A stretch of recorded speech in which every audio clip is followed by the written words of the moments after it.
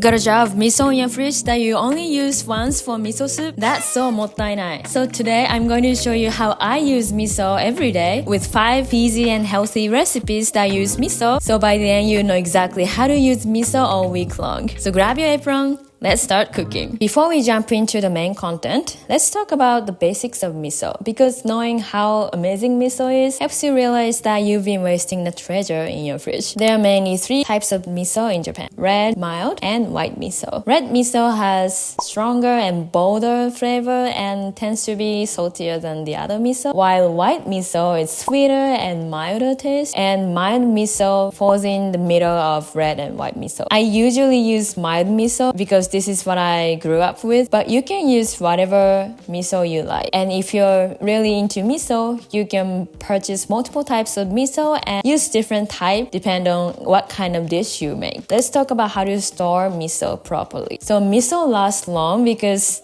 it's fermented, but knowing how to store it correctly helps preserve the flavor and aroma. So after you open miso, cover the surface of miso with plastic wrap or paper that comes in the miso container, like this one, and close the lid like this and store in the fridge or freezer. Technically, miso lasts long, like for a month, but for the best flavor, it's recommended to consume it within 2 months after opening it. But make sure to always check the date on your miso container. Now the fun part. Miso's health benefits. Miso is amazing for your gut health. The fermentation steps break down the soybeans so your body can absorb the nutrients more easily. It also has good bacteria and natural fibers that keep your digestion smooth and support a healthy gut. Plus, eating soybeans like miso every day may help lower cholesterol and reduce the risk of heart disease. Some of the benefits may be reduced when it's heated or cooked, but I don't care that much because I believe that food shouldn't be all about health. So throughout this video, you see I cook with miso, like I heat miso a lot, but that's because I don't want to focus on only health. I'd rather show you how you could use miso and expand your cooking skills and flavor profile, because miso is so versatile. That's enough for chatting. So let me show you how I use miso throughout a week.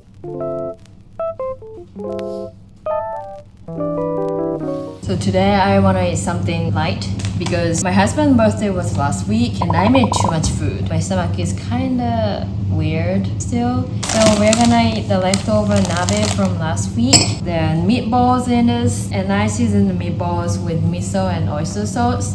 And I just added whatever veggies I had at the time. So we're gonna eat this for dinner. But I wanna eat something fresh too. So I'm gonna make miso salad, Japanese miso vinaigrette salad. And my recipe uses kale, but I don't have kale, so I'm gonna use spinach instead.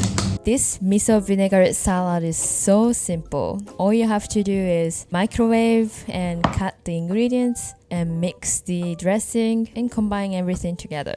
That's it. Today I use spinach, shrimp, wakame seaweed, and tomatoes. But of course you can use other veggies too, like cucumbers and even tofu. This salad is so refreshing and light, but still satisfying thanks to that miso's deep flavor. And because tonight I just needed to prep this salad, I also prepped some miso yogurt marinated pork for future me. It makes the pork so tender and the flavor gets really deep and delicious. So I'm so excited to eat that this week. And this is how our dinner turned out tonight. I know this doesn't look pretty, but this is how authentic Japanese food looks like. And it still tasted good. We also had the leftover cake from his birthday.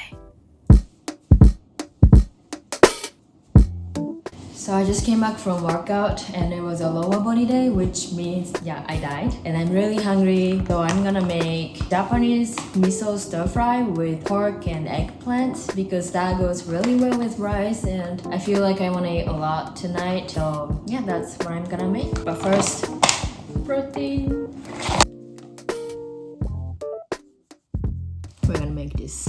This recipe is also so simple. We start by prepping the veggies. Means the garlic and ginger, and prep bell peppers, shimmery mushrooms, and eggplants. By making shallow cuts on the skin of the eggplants, it helps cook the eggplants faster. Then season the pork with black pepper, salt, and sake. Then coat them with cornstarch. The sake and cornstarch help the pork stay moist and soft even after being stir-fried. Yeah, so after cooking the pork, take them out and start cooking the eggplants with garlic and ginger. Then add the other veggies and steam for a bit until the eggplants become soft. Then add the miso stir-fry seasoning mix. Let it bubble for a bit, then combine everything together. That's it. I also whipped up some easy side dishes. The first one is daikon radish and cucumber salad, and the other one is shiokombu cabbage salad. I simply cut the cabbage, microwave them a little bit, then mix them with shiokombu. Then I top them with tomato and avocado. And don't forget rice, because this miso stir fry goes really well with rice, so you'll regret if you don't prep rice. And yeah, this is what we ate for tonight, and we both enjoyed it so much. Oh, by the way, if you like a simple place to save all these recipes, I made a mini miso recipe ebook for you. You can download it by scanning the QR code or clicking the link in the description.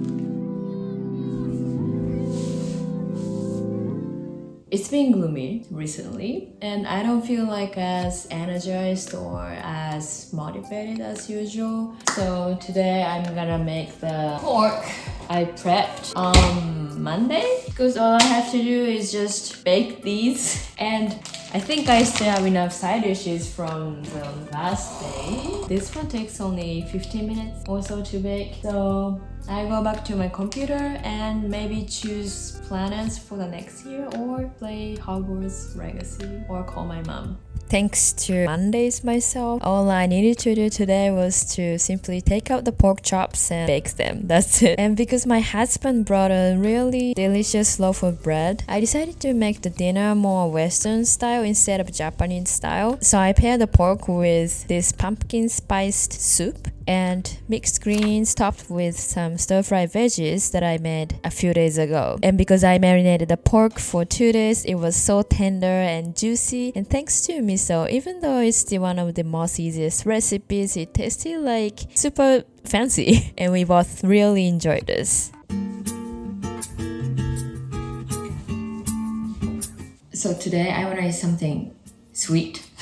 So I'm gonna make apple miso cookies that I've been testing for a long time. I started this recipe to create apple miso scone, but the texture didn't become like scone. So I decided to call it cookies instead. But yeah, that's what I'm gonna make. I'm so excited to share this recipe with you guys, because this became one of my favorite snacks. They are gluten-free, refined sugar-free, and oil-free, but still taste great. So first you need to dice the apple into small cubes, then mix them with water and cinnamon and microwave them. Measure peanut butter and chili in the freezer until you need it. Then mix the wet ingredients and dry ingredients separately in 2 bowls. Then cut the chilled butter into the dry mix with a fork. It's like making small chunks instead of making it smooth. Then add the wet ingredients to the dry ingredients and mix well. Add the cubed chilled apples. Then scoop into cookie shapes, flatten the top so it becomes like 1.5 centimeters thick. Then bake them at 400 Fahrenheit for 15 minutes. They are naturally sweet from the apples, applesauce, and maple syrup. And the miso adds this subtle cozy depth to the cookie. I honestly couldn't stop eating them, and my husband likes to eat them for breakfast and / or snacks. Today, surprisingly, we're gonna have guests coming over, and I decided to make dinner for them. Night menu is gyudon and some side dishes and miso soup. I have a miso soup recipe on my blog, so if you wanna know how to make it properly, check it out. But what I'm gonna show you now is the real way I always make miso soup. I think of miso soup something like a supplement. Whenever I decide on the menu, I always try to follow the Mago wa Yasashi guideline, because I always decide main dish first and check what kind of side dishes I have in the fridge. I try to supplement the missing pieces of Mago wa Yasashi with miso soup. So today I thought, because the main dish is gyudon and it doesn't have any veggie except onion. So I wanted to add more green veggies. Luckily, I had cabbage in the fridge and aburage, which is deep fried tofu, in the freezer. So I decided to use those in the miso soup. The way I always make miso soup is simply cut everything, throw them in the pot, pour water to cover the ingredients, and add dashi if I feel like the miso soup ingredients are missing some sort of umami. Then close the lid and wait until they're soft. And once they're soft, add dried wakame, wait until it's softened, and at the end, add miso to the bowl or to the pot. Also, don't forget to grab your free mini miso recipe ebook. It includes all 5 recipes that I shared today. To get it, just scan the QR code or click the link in the description. I don't know if this is only me, but I always feel scared when I make Japanese food for non-Japanese people because traditional Japanese food tends to highlight the real flavors of the ingredients instead of adding a bunch of seasonings. So they can be boring or plain for some people. And yes, a lot of people say they like Japanese food, but most of the times they mean sushi, ramen, or something that have strong flavors like katsudon or curry. I really want to try to make authentic Japanese food for more people. So if you have the same kind of struggles or experience, please let me know in the comment and share your insights and anything that helped you overcome the fear. Oh, and we are enjoying the miso soup for dinner tonight, but it's one of the common items to eat for breakfast in Japan. So if you want to see how to enjoy a healthy Japanese breakfast even on busy days, check out this video next. Thanks so much for watching. I hope you have a wonderful rest of your day. Bye!